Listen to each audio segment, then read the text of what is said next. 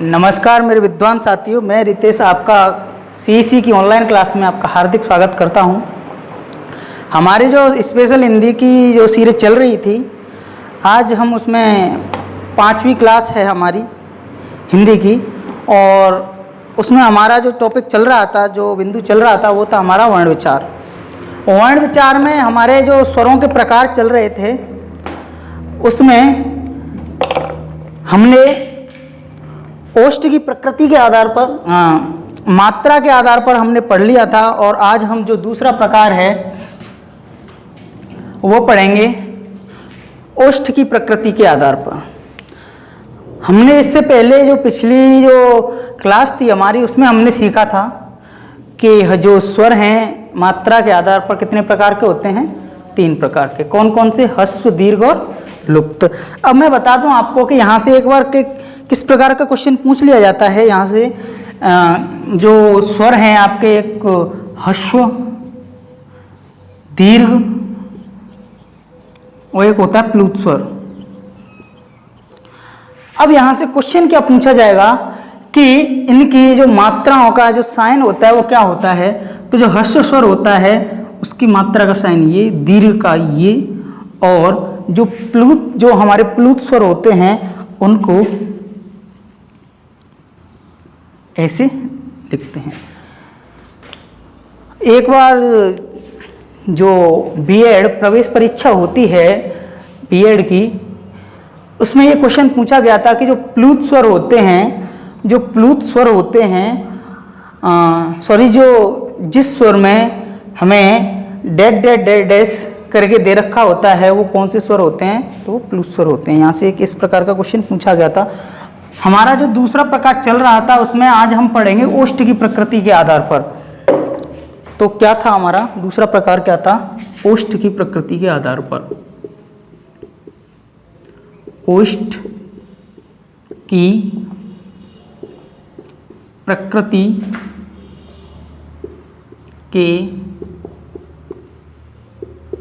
के आधार पर। तो ओष्ठ की प्रकृति के आधार पर जो हमारे स्वर होते हैं वो कितने प्रकार के होते हैं? तो मैं आपको बता दूं, 2 प्रकार के होते हैं। कौन कौन से? जो पहला प्रकार होता है हमारा, वो होता है वृत्ताकार। वृत्ताकार, ठीक है। पहले होते हैं वृत्ताकार स्वर, और जो दूसरा होता है वृत्ताकार स्वर, और जो दूसरे होते हैं वो होते हैं अवृत्ताकार स्वर। अवृत्ताकार स्वर।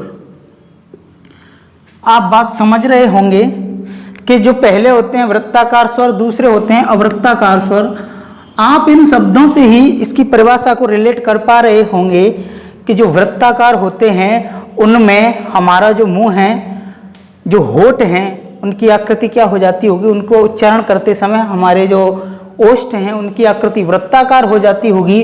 और जब ओष्ठों की आकृति वृत्ताकार नहीं होती, जिन स्वरों का हम उच्चारण करते हैं, और हमारे जो ओष्ठ हैं, उनकी जो होठ हैं, उनकी आकृति वृत्ताकार नहीं होती, वो कौन से स्वर हो जाते हैं? हमारे अवृत्ताकार। अब देखिए, हमारे 11 स्वर हैं, ठीक है।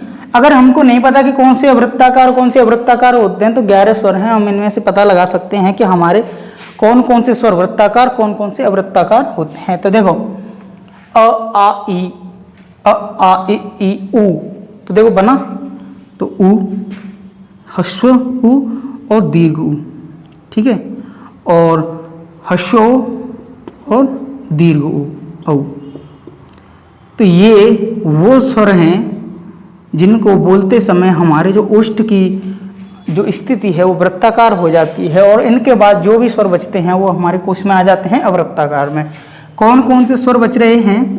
तो अ, आ और ई, ह्रस्व और दीर्घ ई, अ आ ई उ हो गया। एक हमारी री, री री, ए, आई, ठीक है। ये जो स्वर हैं वो अवृत्ताकार स्वर में आते हैं। एक हमारा जो स्वर होता है वो है आ, ठीक है। एक ये भी स्वर होता है, लेकिन हम इसको स्वर मानते हैं, लेकिन यह हमारे 11 स्वरों में नहीं आता। ये फिर कौन सा स्वर है? हम इसको विदेशी स्वर कहते हैं। एक हमारा स्वर होता है, एक ये होता है,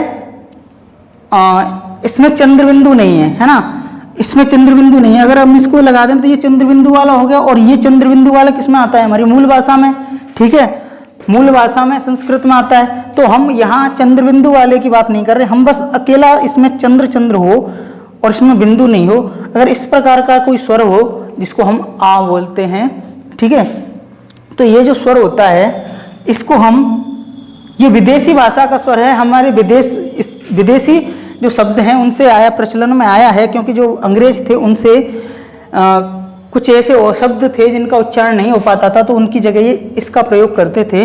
तो मैं आपको बता दूं कि ये जो है इसको हम विदेशी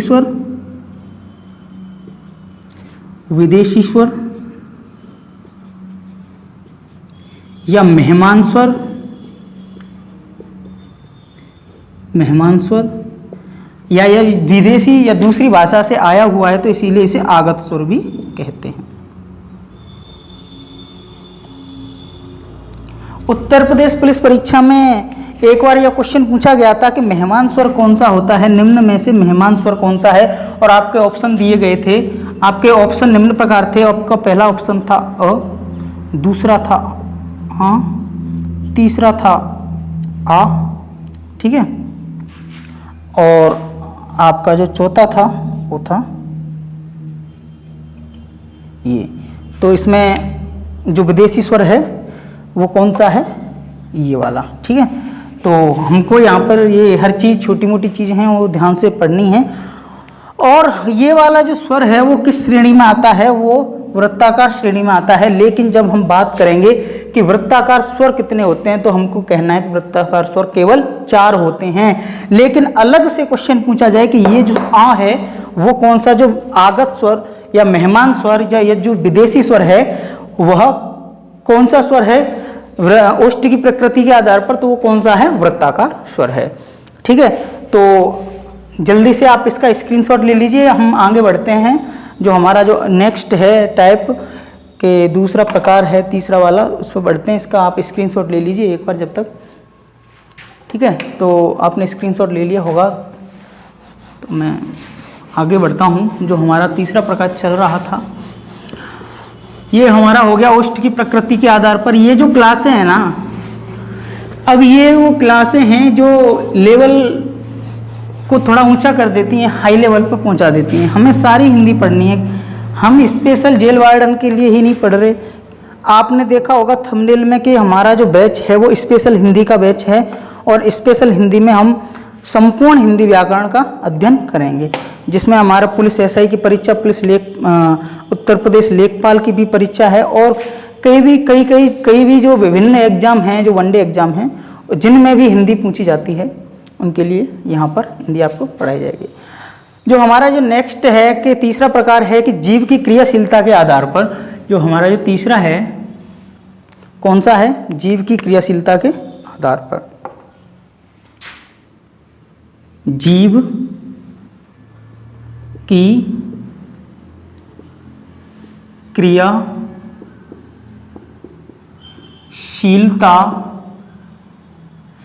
के आधार पर, ठीक है। तो जो हमारा नेक्स्ट प्रकार है, अगला प्रकार है, वो क्या है? जीव की क्रियाशीलता के आधार पर। हम इसको देखेंगे, जीव की क्रियाशीलता के आधार पर जो हमारे स्वर हैं वो कितने प्रकार के होते हैं। तो पहले हमें ये पता होना चाहिए कि जो जीव है हमारी क्रिया कर रही है, ठीक है। तो ये मान लो कि ये हमारी जीव है, ठीक है। इसके कितने भाग हो गए सर? एक तो ये आगे वाला, एक ये पीछे वाला, एक ये बीच वाला, ठीक है। ये एक आगे, ये पीछे, ये बीच में पीछे। अब आगे वाले को हमने नाम दिया अग्र। कौन सा भाग हो गया? अग्र भाग। जो बीच वाला है उसको हमने नाम दिया मध्य भाग, और जो पीछे वाला है उसका नाम हमने दिया पश्च भाग। ठीक है। अगर हमारी जीव के 3 ही भाग हैं तो हम कह सकते हैं जीव की क्रियाशीलता भी 3 ही प्रकार से होगी, और जीव की क्रियाशीलता के आधार पर जो हमारे स्वर होंगे वो भी कितने प्रकार के होंगे 3 प्रकार के होंगे। तो जो जीव की क्रियाशीलता है उसके आधार पर स्वर हमारे कितने प्रकार के हैं 3 प्रकार के। तो यहाँ पर लिख देते हैं हम जीव की क्रियाशीलता के आधार पर स्वर। जो पहला पॉइंट है हमारा कि जीव की क्रियाशीलता के आधार पर स्वर 3 प्रकार के होते हैं, 3 प्रकार के होते हैं। अब कौन कौन से? पहला पश्च अग्रस्वर,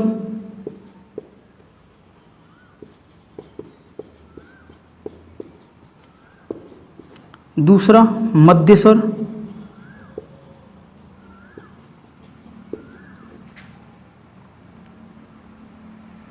और जो तीसरा है वो है पश्च स्वर। ठीक है। अब देखिए, जो अग्र स्वर है वह उनको बोलते समय हमारे जो जीभ का जो आगे का भाग है वह क्रियाशील रहेगा। मध्य स्वर है उनको बोलते समय हमारी जीभ के जो बीच का भाग है, जो हमारी तालू के ऊपर बीच में होता है, तालू और जबड़े के बीच में होता है, बिल्कुल बीच में होता है, उसको कहते हैं मध्य भाग जो होता है। तो जो स्वर हैं मध्य स्वर, उनको बोलते समय हमारे जो जीभ का मध्य भाग क्रियाशील होगा, और जो पश्च स्वर हैं उनको बोलते समय पश्च भाग क्रियाशील होगा। अब इनको लिखते कैसे हैं? देखो, अब आप कहोगे सर आपको तो याद होंगे इसलिए आप इनको फटाफट लिख दोगे, लेकिन मैं आपको इसकी ऐसी ट्रिक बताऊंगा, ठीक है, कि हमें इसको लिखना किस प्रकार है। पहले ये मान लो ये आ यहाँ लिखना है, हमें बीच में लिखना है, आ सबसे छोटा है सबसे बीच में लिख दिया। इसके बाद इससे बड़ा यहाँ, ठीक है, इसके बाद इससे बड़ा यहाँ। अब ई बड़ी ई और बड़ी ई ऊपर, अब ऊ बड़ा ऊ नीचे, ठीक है, ऊ बड़ा ऊ नीचे। देखिए छोटा था आ बीच में लिख दिया, इसके बाद बड़ा ई बड़ी ये, इसके बाद आती है ए,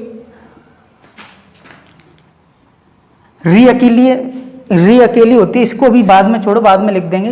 अब ए और आई यहाँ, और ओ और औ यहाँ, और जो री अकेली है उसको बराबर करने के लिए यहाँ देखो, इसको बराबर करने के लिए यहाँ पर रख दो, ठीक है। तो इस प्रकार हम ये जो हमारी ट्रिक मान लीजिए या रखने की व्यवस्था का क्रम मान लीजिए, इस हिसाब से हम इनको आसानी से याद कर सकते हैं। ये छोटा है तो बीच में रख दिया, यहाँ पर बड़ा आ गया, इसके बाद जो जोड़ा है ई बड़ी ई का यहाँ, ऊ बड़े ऊ का यहाँ, फिर ए आई ओ ओ, वो जो री बची उसको बराबर करने के लिए हमने यहाँ रख दिया, ठीक है। तो हम इसको याद कर सकते हैं या हम इसको व्यवस्था करने के क्रम के हिसाब से याद रख सकते हैं कि जीव की क्रियाशीलता के आधार पर जो स्वर होते हैं हमारे कितने प्रकार के होते हैं, 3 प्रकार के, अग्र स्वर, मध्य स्वर और पश्च स्वर। और इनमें कौन कौन से आते हैं? जो मध्य स्वर है उसमें एक ही आता है अ, और ये जो पश्च स्वर है उसमें आ, उ, बड़ा उ, और ये ह्रस्व औ और दीर्घ औ, ठीक है, और ह्रस्व ई, दीर्घ ई, ह्रस्व ए और दीर्घ ए और री, ठीक है। इसके बाद जो हमारा जो तीसरा प्रकार है, जो चौथा प्रकार है, तीसरा तो ये हो ही गया, पहले आप इसका स्क्रीनशॉट ले लीजिए, फिर इससे आगे बढ़ते हैं। जो हमारा तीसरा प्रकार है कि तालु की स्थिति के आधार पर उसको पढ़ते हैं, इसको मैं मिटा देता हूँ कि तालु की स्थिति के आधार पर हम पढ़ेंगे चौथा प्रकार, ठीक है।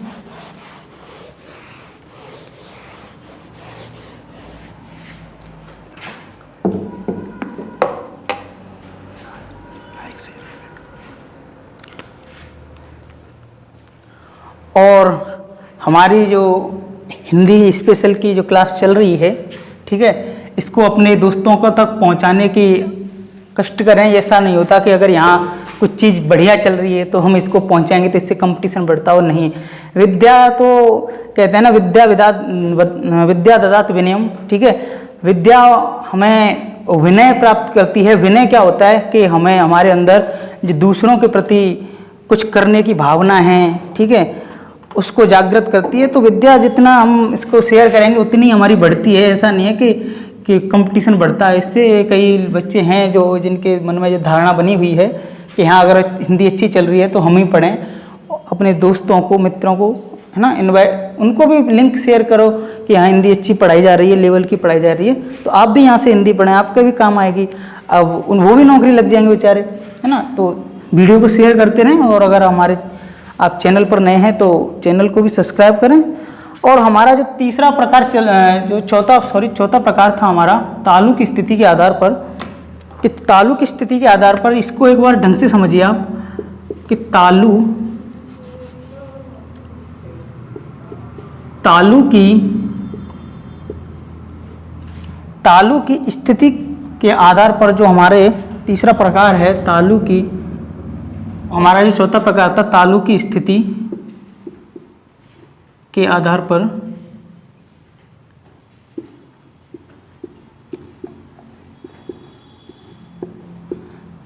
और तालु की स्थिति के आधार पर जो हमारे स्वर होते हैं कितने प्रकार के होते हैं? 4 प्रकार के होते हैं, ठीक है।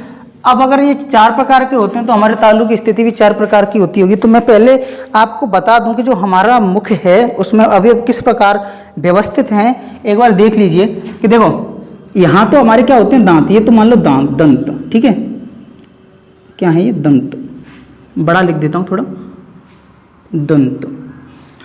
अब देखो दांत से थोड़े ऊपर ही मूर्धा आ जाती है, जिसे हम मसूड़े कहते हैं। तो ये मान लीजिए ये क्या हो गए? मसूड़े। और पता नहीं चलता कि ये कहाँ खत्म हो गए और वहीं से शुरू हो जाती है हमारी तालु, ठीक है। जो ये ऊपर का होता है हमें पता नहीं चलता कि हमारे मसूड़े यानी मूर्धा, ये देखो ये भाग है ना, मैं इसको ब्लैक से कर देता हूँ कि ये जो है वो है मूर्धा, ठीक है। ये हमारी क्या है? मूर्धा है। और इसके आगे ये क्या है? तालु, ठीक है। और तालु के बाद यहां पर थोड़ा ये जो होता है वो होता है नासिका छिद्र। क्या होता है? नासिका छिद्र। और नासिका छिद्र के आगे जो हमारी ये लटकी हुई होती है, आपने देखा हो, और जो नासिका छिद्र के नीचे जो ऐसी घंटी लटकी हुई होती है उसको बोलते हैं हम कांकल। क्या बोलते हैं? कांकल। अब देखिए, अब यहाँ तक की तो बात होगी समाप्त।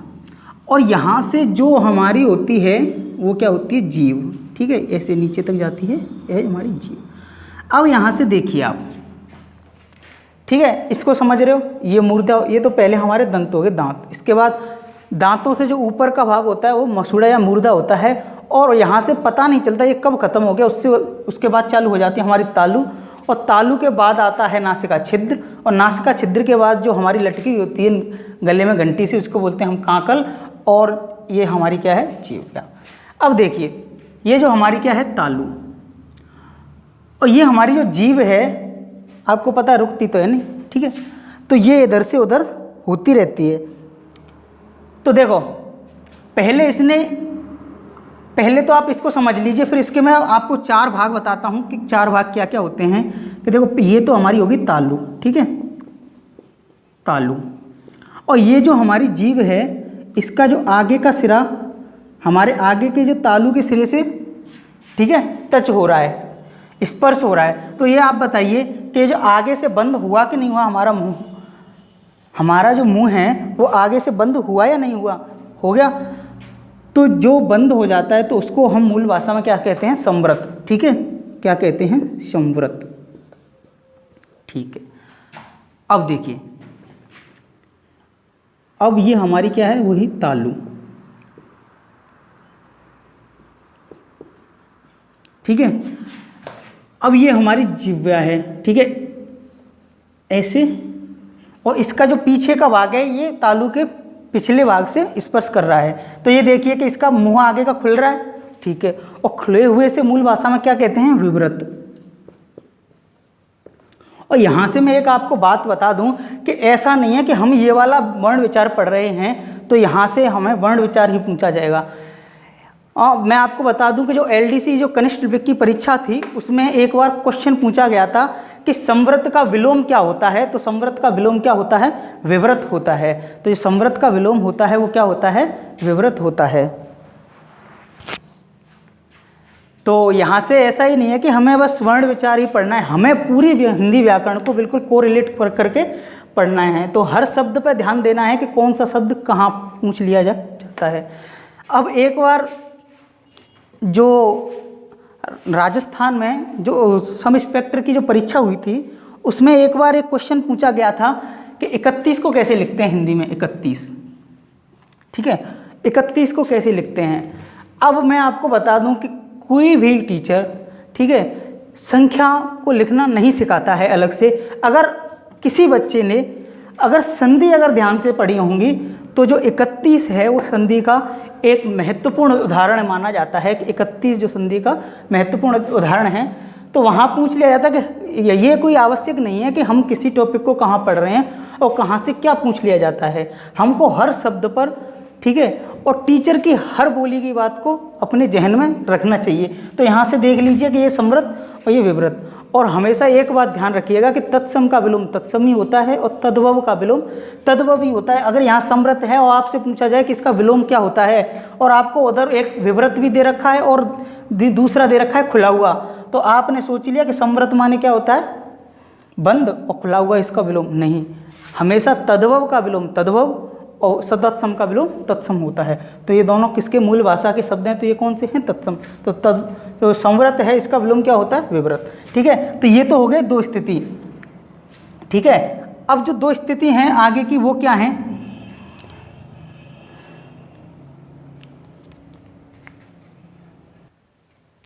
अब हमारी जो तीसरी और चौथी स्थिति है उसको हम एक ही चित्र में देखेंगे। ये देखिए, ये क्या है हमारी तालु, ठीक है, और ये हमारी चिप्पा है जीभ जो कि बीच में टच कर रही है। देखो ये ऐसे गई, ठीक है। अब देखिए यहाँ से अगर हम आगे की बात करें तो ये हमारा जो आगे है आधा खुला हुआ है मुंह, ठीक है। तो यहाँ से ये क्या हो गया, अर्ध खुला हुआ है तो विवृत। और देखो ये बंद है लेकिन आधा बंद है, तो यहाँ से ये क्या हो गया, अर्ध संवृत, ठीक है। तो अब यहाँ से हमें पता चल गया कि जो तालु की स्थिति के आधार पर जो 4 प्रकार होते हैं, तो तालु की 4 स्थिति हमें पता चल गया। और जो 4 प्रकार हैं वो कौन से हैं, पहला संवृत, दूसरा अर्ध संवृत, तीसरा विवृत और चौथा अर्ध विवृत, ठीक है। तो हम इसको देखेंगे कि पहला अर्ध जो संवृत है उसमें कौन से स्वर आते हैं, विवृत है उसमें कौन से स्वर आते हैं। तो इसका आप एक बार स्क्रीनशॉट ले लीजिए, जो ये मैंने बनाया है इसका आप स्क्रीनशॉट ले लीजिए जल्दी से, और मैं आगे चलता हूँ। हमारे जो तालु की स्थिति के आधार पर जो हमारे स्वर थे वो कितने प्रकार के थे, 4 प्रकार के थे, और उनको हम लिखेंगे। पहला संवृत,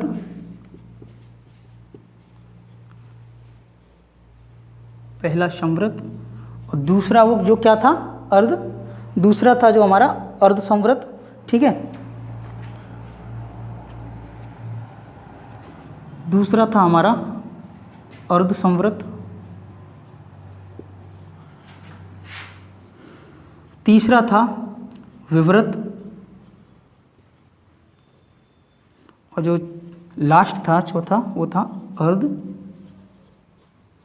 अर्ध विवृत। अब देखिए, आप सबसे पहले देखिए संवृत और विवृत। जो विवृत है इसका मतलब होता है खुला हुआ, वो पूरा खुला हुआ।